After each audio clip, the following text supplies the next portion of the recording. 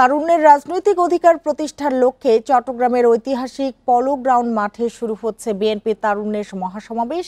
এতে 11 জেলা থেকে প্রায় 5 লাখ তরুণ অংশ নিচ্ছেন। আরো জানাতে চট্টগ্রাম থেকে যোগ দিয়েছেন সহকর্মী আব্দুল্লাহ রাকিব।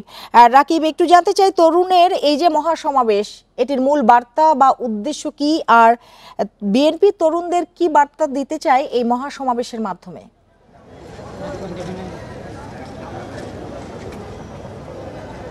যে তারুণ্যের রাজনৈতিক অধিকার প্রতিষ্ঠার যে বিভাগীয় সমাবেশ, সেটি চট্টগ্রাম থেকে শুরু হচ্ছে এবং এখানে আজ 3টা থেকে মূলত সমাবেশ শুরু হওয়ার কথা রয়েছে। কিন্তু তার আগে থেকে আমরা সকাল থেকে দেখছি চট্টগ্রাম বিভাগের বিভিন্ন জেলা থেকে গাড়িতে করে নেতাকর্মী সমর্থকরা থেকে শুরু করে বিশেষ করে আমরা তরুণদেরকে দেখছি এই সমাবেশে যোগ দিতে, এবং তারুণ্যের রাজনৈতিক অধিকার প্রতিষ্ঠার যে সমাবেশ বলা হচ্ছে এবং এখানকার বিএনপির যে পূর্ব ঘোষিত 31 দফা, সেই 31 দফাগুলোর বিভিন্ন ধাপে আমরা দেখছি তাদের কণ্ঠে অনুরণন।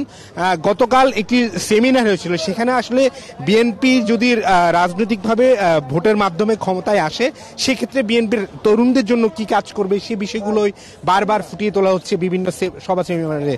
এবং আজকের এই মহাসমাবেশের মূলত সেই বার্তাগুলোই দিবেন এখানকার যিনি বিএনপির ভারপ্রাপ্ত চেয়ারপারসন তারেক জিয়া, তিনি ভার্চুয়ালি যুক্ত হবেন এবং সেখানে তরুণদের জন্য আগামী দিনে বিএনপি যদি সরকার গঠন করে, সেক্ষেত্রে তরুণদের বিবেচনায় নিয়ে শুধুমাত্র যে তরুণদের রাজনৈতিক বন্দোবস্ত সেটি নয়, এবং তরুণদের জন্য বলছে চাকরির যে ব্যবস্থা এবং সেটির ক্ষেত্রে প্রযুক্তিকে যুক্ত করা, পাশাপাশি তরুণদের জনমতকে প্রাধান্য দিয়ে যে নীতি প্রণয়ন, সেটির ক্ষেত্রে আসলে বলা হচ্ছে তরুণদের অধিকার প্রতিষ্ঠা করা হবে।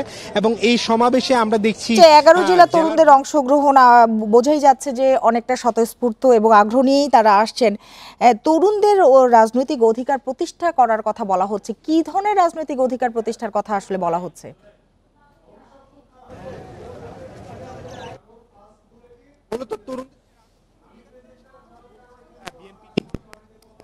তারা বলছেন যে আগামী দিনে যে সরকারগুলো ছিল, অর্থাৎ বিগত 17 বছরে, সেই সময় নীতি প্রণয়নে, বিশেষ করে রাষ্ট্রীয় যে নীতি প্রণয়ন, ব্যবসা থেকে শুরু করে শিক্ষা, অন্যান্য ক্ষেত্রগুলোতে তরুণদের যে মতামত, সেটিকে আসলে গুরুত্ব দেওয়া হয়নি।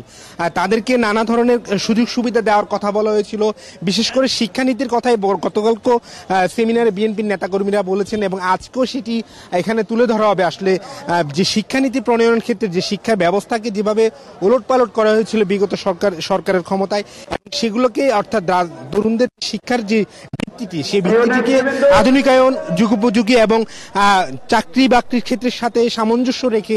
আরেকটি বিষয় একটু জানতে চাই যে বর্তমান রাজনৈতিক ব্যবস্থা কি ধরনের পরিবর্তনের কথা তরুণরা বলছেন, আর তরুণরা যারা এখানে এসেছেন তাদের সাথে নিশ্চয়ই আপনার কথা হয়েছে, তারা কি ধরনের প্রত্যাশা নিয়ে এই মহাসমাবেশে অংশ নিচ্ছেন?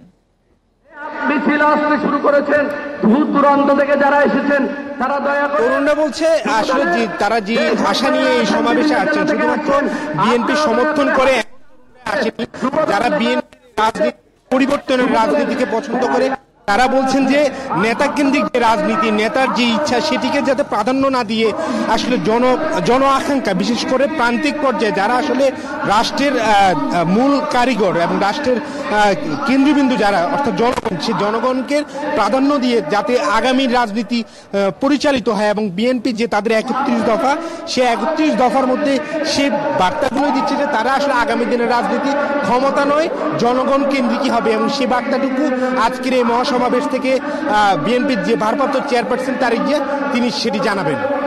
চট্টগ্রাম থেকে কথা হচ্ছিল সহকর্মী আব্দুল্লাহ রাকিবের সাথে।